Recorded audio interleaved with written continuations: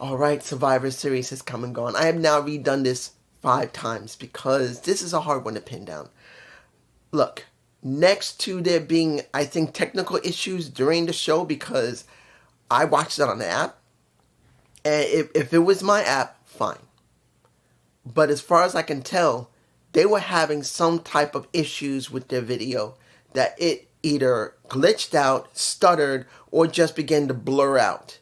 Now, that could be me. It could have been just the app I was using, but you guys can tell me below where you experienced similar things to your app, or were you watching it in traditional pay-per-view, even though it's a premium live event, as they say it. But if you're having that, you can tell me below. But I was having that on and off during the show, even a few times during when they were trying to do a vid pack for it. So that didn't make my viewing very good.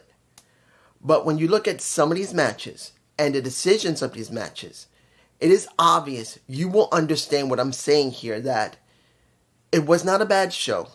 There was decently good to good booking, but it is obvious that they do not have it 100%. And I blame Triple H for that. I don't care if everybody else is praising Triple H. I will not. Because some of the booking of some of these people is like, what now with them? What happened with them before? Now what's going to happen? Because it took so long to pull a trigger on some of them. Why would you care? Let's go to the first match. The women's WarGames match. And traditionally, the WarGames match for the women are usually pretty good. But I'm not going to lie here. You had Nia Jax, who'd never been in a WarGames match. You had Naomi, who has never been in a WarGames match. You got Tiffany Stratton, who has never been in a WarGames match. And it shows. Now, the first people who went into the ring during that WarGames match was Nia Jax and Bayley. I have to just make sure I get it right, because when you watch that match, tell me when you saw Nia Jax, and after Naomi came in, and after Bianca Belair and Tiffany Stratton came in, tell me if you saw how when they were bringing in tools of the trade, when a WarGames match happens, didn't Nia Jax look like she was barely want to touch anyone? Look what happened with her and Naomi. She literally, when she should have hit Naomi over the head because she had her arms like this, she would have been fine. She said, no, whack to the side. And she says it out loud. That was just one of the things that Nia Jax messed up on. She legitimately did not want to hurt anybody, and whenever she had to start hitting someone, she hit them so gently, it looked like a joke. And then you did have a little bit of problem with Naomi because this was her first time, and she is more geared to, she can work in groups, and she can work singly very well, and do a little bit of weaponry, but I don't think she's ever done that all at once. And all the years she's been there, you could tell this was the first time, and she was trying her best to look good, but literally this was a lot more than what she can normally handle. Now, I will say Nia Jax got a bit better later in the match as more people came in, like Io Shirai, as well as Naomi. They got better. They started getting used to it. But in the very beginning there, when they were in that ring, it looked brutal. It looked bad. It was embarrassing at certain points. For me personally, others won't agree. Of course they won't, but this is just me. Now, once you saw Raquel Rodriguez come out and Rhea Ripley and Liv Morgan, it was a lot more lively. Do I believe it felt a little too telegraphed in most cases? Yes, it did. I won't tell you it looked bad, and I gotta tell you this. When you look at Rhea Ripley, there were two things about Rhea Ripley that was quite interesting. One was that mask that had the horns and the horns. She had ram horns and devil horns, which was interesting. The other one was her top, because she chose to wear a top that showed well, let me give it to you like this. Rhea is not an over-sexualized woman. She makes sure she dresses very well. But she does dress kind of like a dominatrix, which does turn guys on. There's no problem. You can get that. You can see the slimness and everything.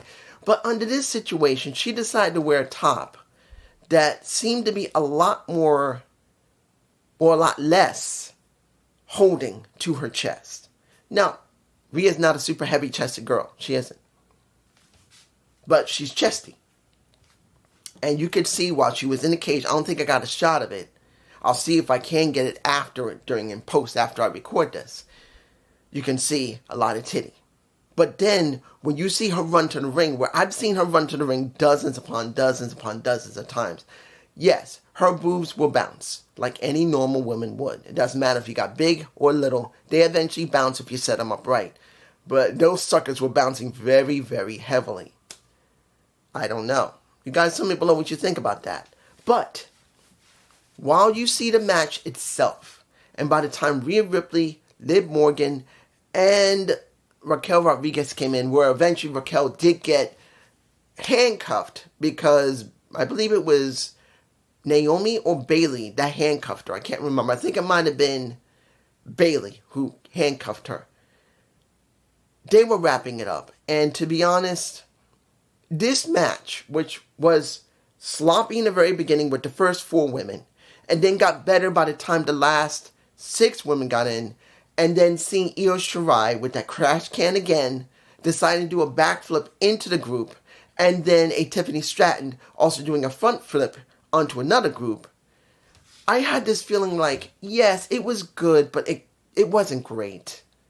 I don't know about anybody else. They'll probably say it was spectacular, but I'm going to be honest here. If I'm going to evaluate it for the people who were in the match, Bayley was never in a match like that where she could win, because she's gone through it about, twice already, and she's lost each time. Seeing that Bayley did manage to finally win a match with everybody else, with Bianca and everybody, was good, but it didn't feel great. And particularly that the story's not about her. It's not about, understand, story's not about Naomi. Story's not about Io Shirai or Tiffany. Or it's only about Rhea Ripley and Liv Morgan. Now you're going to say, dude, of course. It is because they're leads. But you got to understand, some of these matches can have multiple storylines in them. And we really don't have any. Yes, you could say Tiffany Stratton with the Money in the Bank briefcase. You don't know when she's going to cash in on Liv or on Nia Jax, because she had the opportunity at one point where they both sprawled out, and inside of a box or a bag, she pulls the damn thing out and was stopped by Io Shirai with a fire extinguisher. So they wanted to tease again where this is going on, and that's the only story you have. Literally, you only have Rhea Ripley. That's it.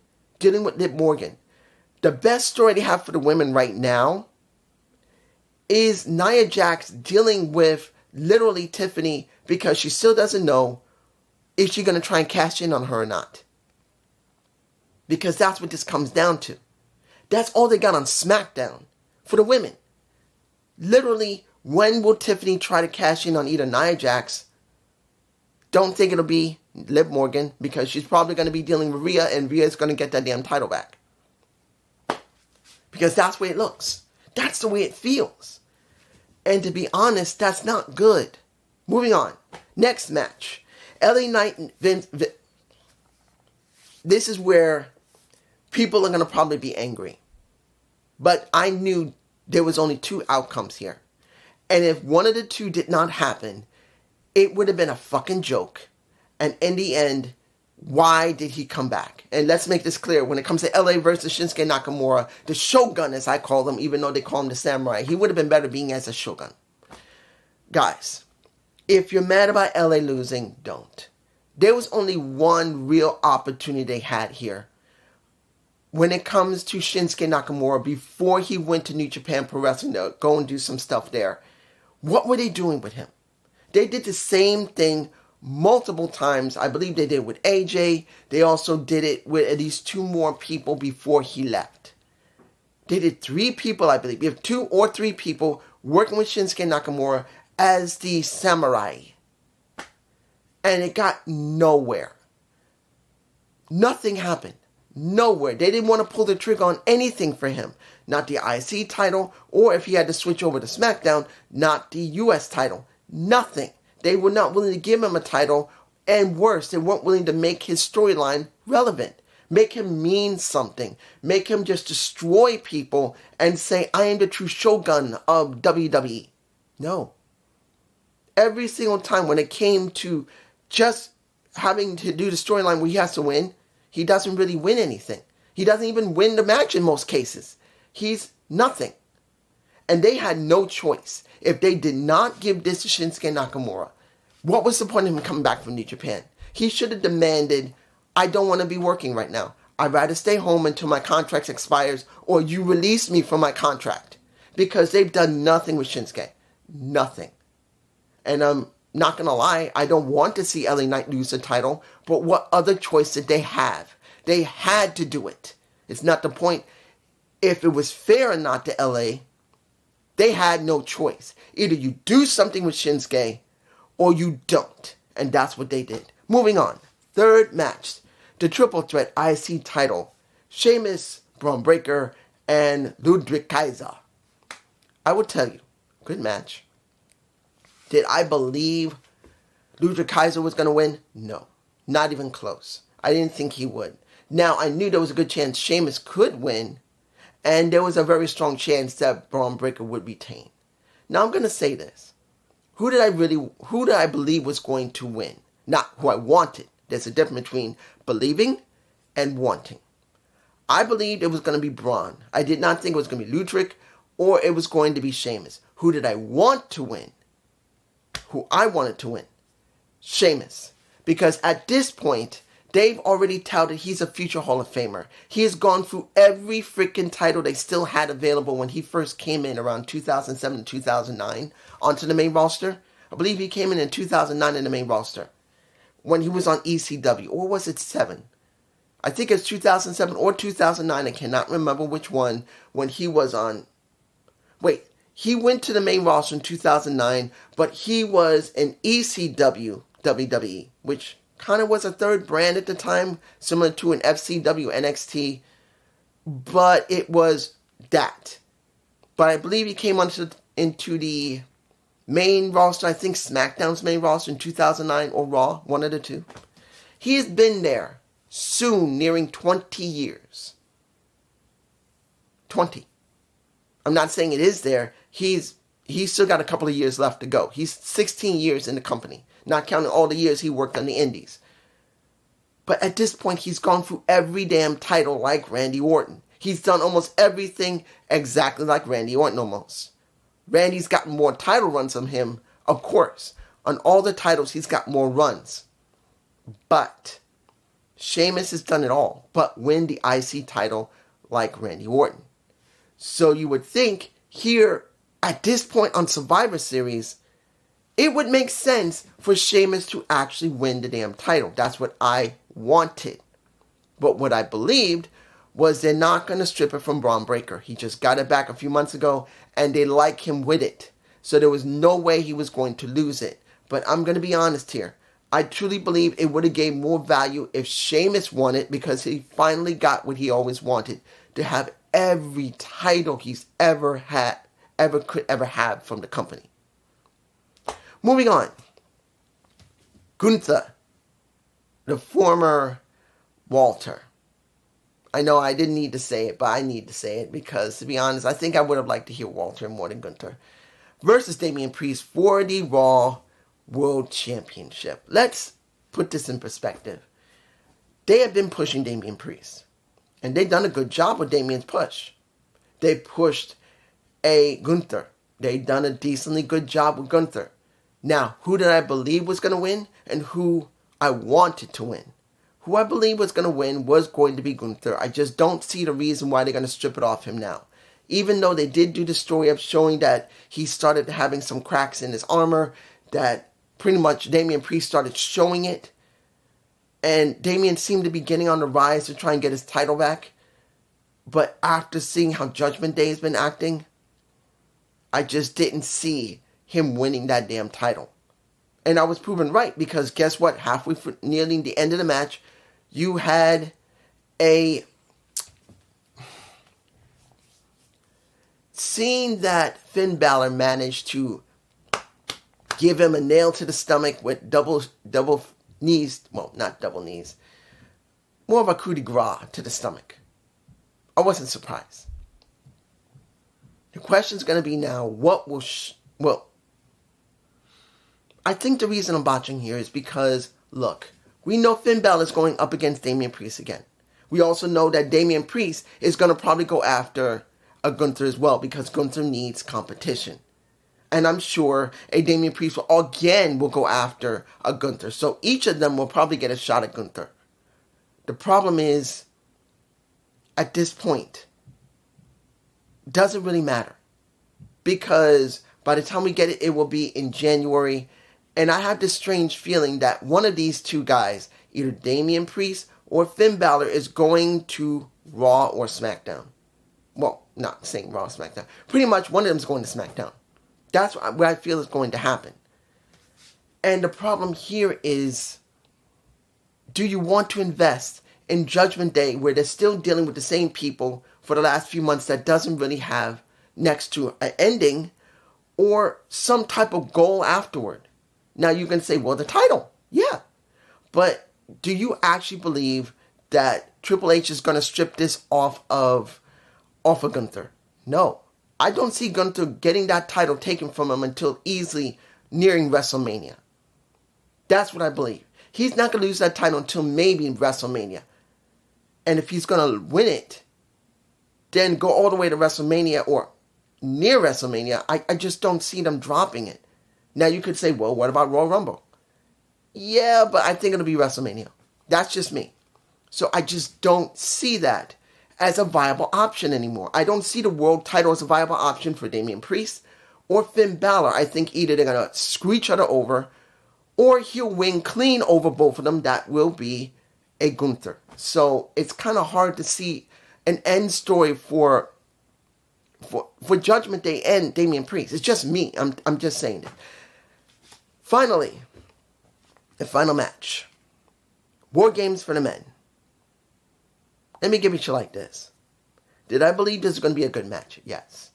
Now, I did see the video package of... let me give it to you like this. Did I like CM Punk dealing with Roman Reigns? Yes. Did I like seeing that in that video where Paul Heyman was trying to talk to them both? Did I like it? Yeah, I did. It made perfect sense. CM Punk was there for Paul. He wasn't there for Roman Reigns. He said, for one night, I will work with you, and only one night. And during that match, he kept his part of the bargain, even when Roman Reigns speared him out of his boots when he had, I think, Tama Tonga on his shoulders, and he was about to GTS him.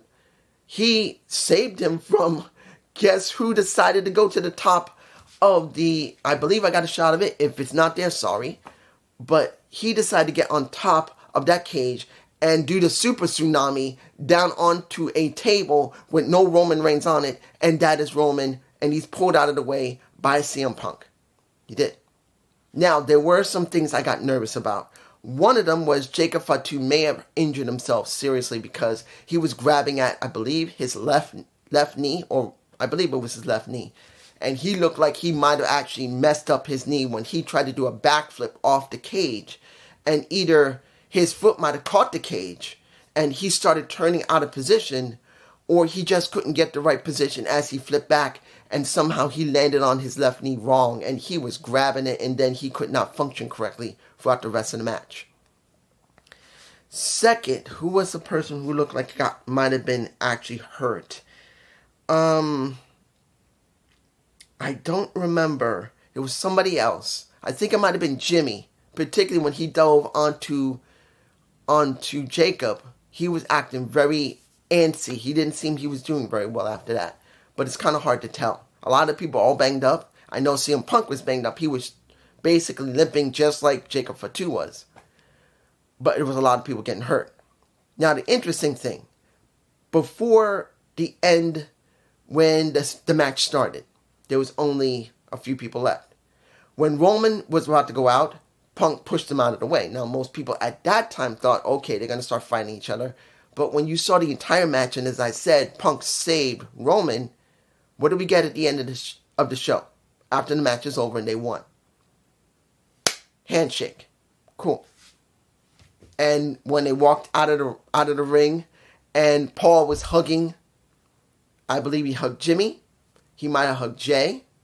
No, I believe he hugged Jay because he was the first one out of the ring. Jay.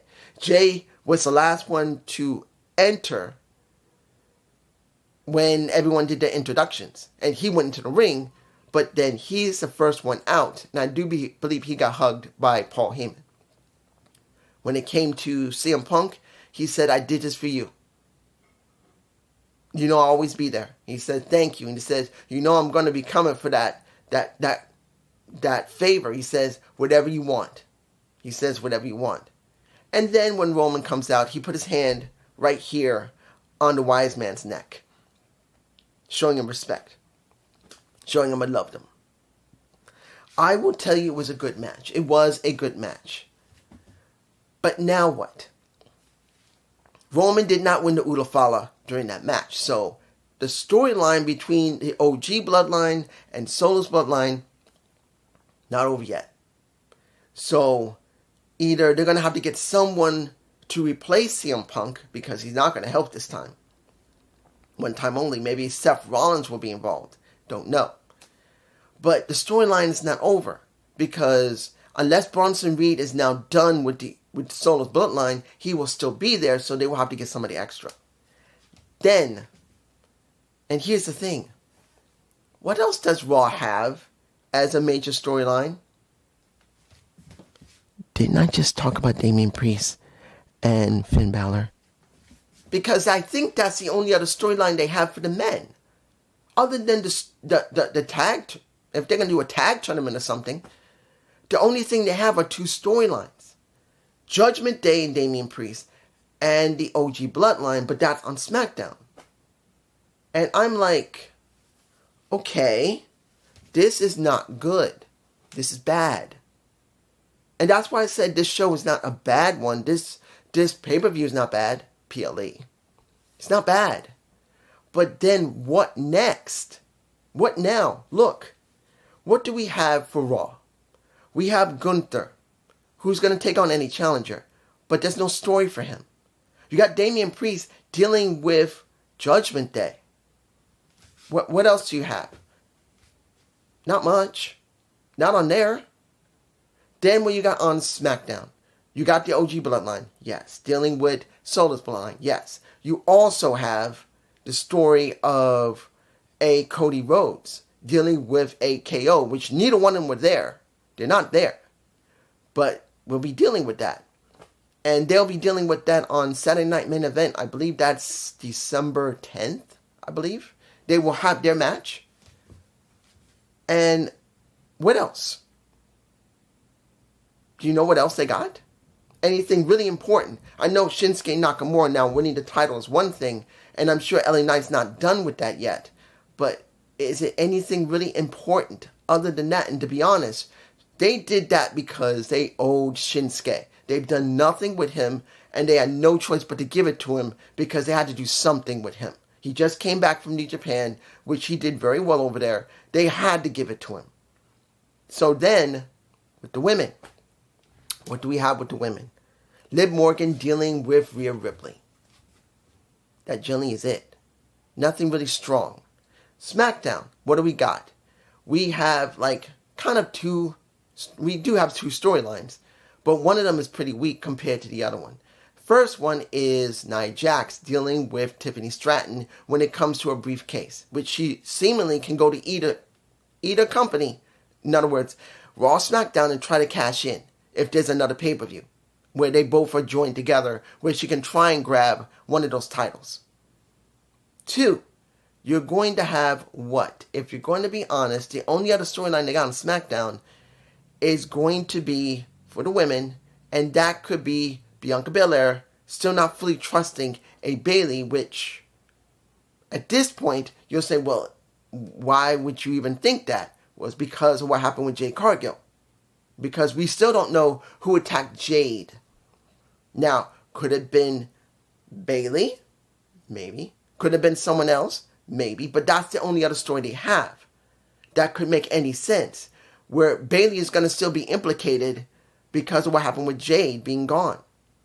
And if Jade is gone, and Bianca needs a partner to try and defend the titles while Jade is incapacitated, either she's going to go to Naomi, or she may go to maybe Io, which I doubt she'll trust, or she'll go to Bayley, who she kind of got some trust in because of the match in WarGames. Those are the general stories they have that putting at least some effort into. Everything else is nothing. Nothing. And I'm sure you're going to say, well, we're at the end of the year. What are they going to do? It's not the point, guys. The point is they need more stories. The Bloodline storyline has been going on for nearly 5 years now. They need more. They need more. Cody is not enough. Roman is not enough. Yes, CM Punk is there and people are going crazy, but they need more. For me personally, yes, they're doing better wrestling. And yes, they do have good stories, but they only got really singular one story to care about on each show. Really.